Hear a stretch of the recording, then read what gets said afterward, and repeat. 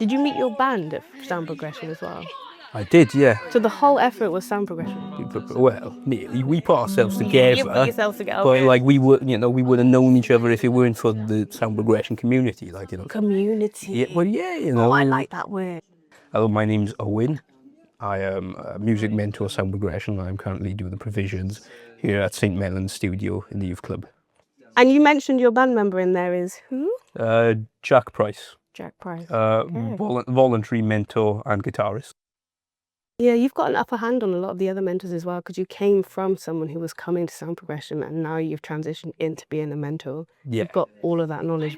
I was a mechanic before this. That was only temporary, but I really wanted to get back into music. So I did a couple of Princess Trust courses to sort of help me find a path in that.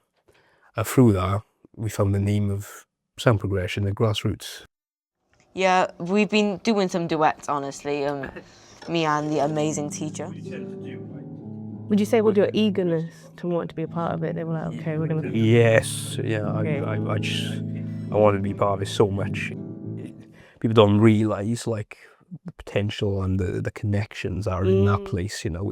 It could get really far, and it has done.